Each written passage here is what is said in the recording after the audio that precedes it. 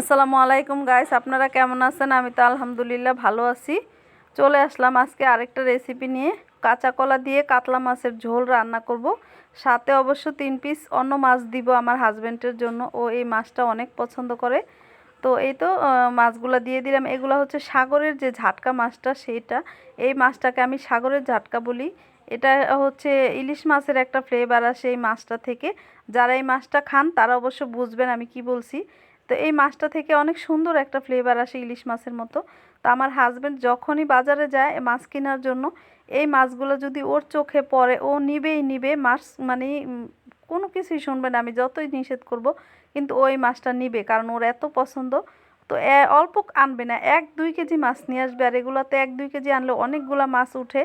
তো নিয়ে আসবে, ওর এত পছন্দ। তো আমি যখনই রান্না করি তখনই এই মাছগুলো সাথে দিয়ে দিই। ও খেতে চায়, ওর ভালো লাগে নাকি প্রতিদিন দিলে ওর প্রতিদিনই খেতে ভালো লাগে।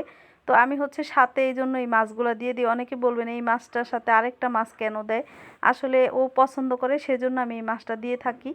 তো কাতলা মাছ রান্না করব, আর ওই সাথে 3 পিস এই মাছ দিয়ে দিলাম। তো মাছটা একটু ভেজে ভালোভাবে তারপরে হচ্ছে রান্না করব। আর এইখানে হচ্ছে কাঁচা কলাটাকে আমি একটু ভাপ দিয়ে পানি ফেলে নিছি, কারণ কাঁচা কলাটা ভাপিয়ে নিতে হয়, তা না হলে যে কষটা থাকে তরকারিটা কেমন যেন একটা তিতকুটি তিতকুটি লাগে, মানে তেতো তেতো লাগে আর কি। তো আমাদের ভৈরবের বাসায় বললাম তিতকুটি, সরি, এটা তো অনেকে বুঝবেন না, তো আমি বলে ফেলছি। তো যাই হোক, একটু তেতো তেতো লাগে আর কি, সেজন্য ভাপ দিয়ে পানিটা ফেলে দিলে কলার যে কষটা সেটা পড়ে যায়, তারপর তরকারিটা খেতে ভালো লাগে। তো আমি আজকে পেঁয়াজ ছাড়া কিন্তু তরকারি রান্না করলাম। আপনারা কিন্তু দেখতে পাচ্ছেন, যাদের বাসায় মাঝে মধ্যে হঠাৎ করে পেঁয়াজ থাকবে না, তো তখন দোকান থেকে আনাও সম্ভব না, তো আমার এই টেকনিকটা ব্যবহার করবেন। অবশ্যই তরকারি কিন্তু স্বাদের কোনো হেরফের হবে না, অবশ্যই স্বাদ লাগবে তরকারি।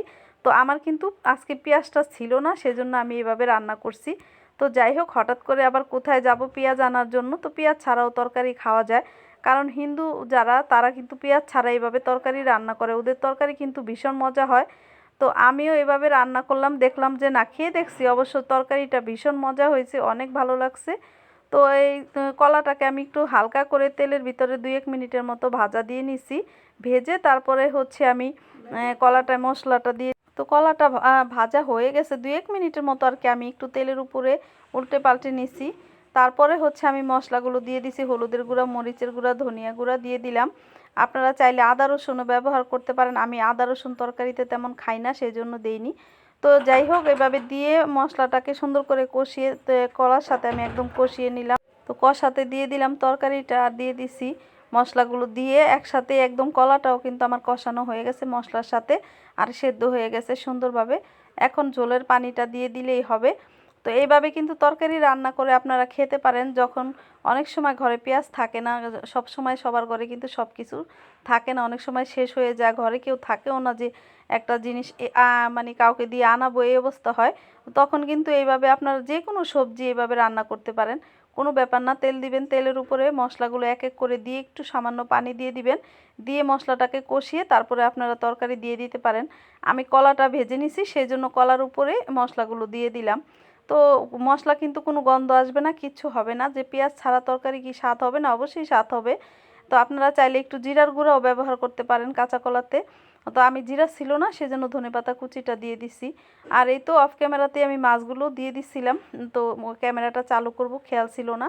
আর রান্না করি, জানালাটা হচ্ছে একদম রাস্তার পাশে, তো এখান দিয়ে চেনা মানুষ গেলে অবশ্য আমি যে ভিডিও করি আমাদের এখানে সবাই প্রায় মানুষই জানে।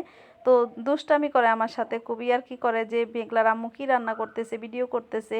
তো এরকম কথা বলতে গেলে হচ্ছে ক্যামেরাটা যে অফ ছিল অন করব সেটা ভুলে যায়, অনেক সময় মনে থাকে না। তো সেই জন্য আমি দুঃখিত। তো যাই হোক, আমি মাছগুলো দিয়ে দিছি, আর ঝোলটা দেখে নিলাম, একটু লবণটা আমার মনে হয় একটু কম হয়েছে, তো সেই জন্য আবার লবণটা দিয়ে দিলাম। তো দিয়ে তারপরে হচ্ছে তরকারিটা নামিয়ে নিবার। ভিডিওটা কেমন লাগলো অবশ্যই কমেন্ট করে জানাবেন, ভালো লাগলে শেয়ার করে দিবেন, লাইক দিবেন, সাবস্ক্রাইব দিবেন। আর পেজে দেখে থাকলে ফলো দিয়ে লাইক দিয়ে সাথেই থাকবেন। তো এই তো তরকারিটা হয়ে গেছে আমার একদম, দেখুন ঝোলটা কত সুন্দর হয়েছে। আর কলার তরকারিতে কিন্তু সবসময় ঝোল একটু বেশি রাখতে হয়, কারণ হচ্ছে যখন আপনি নামিয়ে রাখবেন তরকারিটা একটু ঠান্ডা হবে, তখন কলাতে কিন্তু অনেকটা পানি টেনে নিবে, একদম ঝোলটা কিন্তু শুকিয়ে যাবে।